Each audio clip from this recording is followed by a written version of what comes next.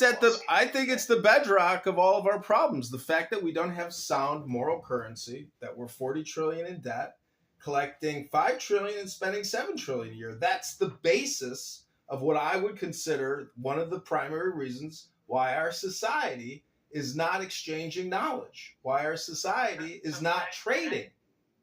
Connect me to give me the slow down about 3 steps so I can see if I can follow you. How does being in debt connect to not exchanging genuine information?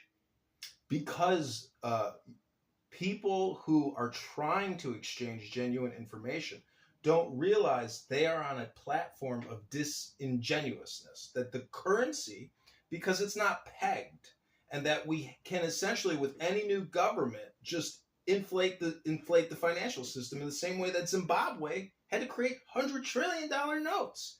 We're doing the same thing that Zimbabwe did, but we're much bigger than Zimbabwe. Gotta go back up.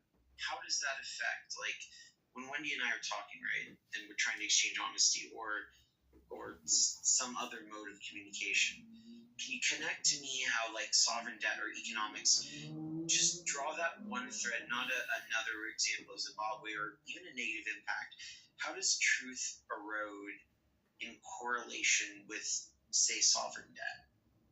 Because it is a unified system, especially through property taxes. So if you don't support the education that the teachers union is putting out, you're forced into compliance. Otherwise, your county sells the house out from under you in a tax deed sale. So that in alone shows that there is no real representation or equality. It is a system, and it's based on law and precedents, etc. So I'm just trying to give you an example. If I try to do the best interpretation of what I hear and connect it in, what I'm hearing from you is that you feel these economic systems are unjust and unfair and yield poor results. And I suppose the implication is that in those poor situations, it's hard to access truth. And Wendy, I know you flashing your mic, so feel free to jump in here too.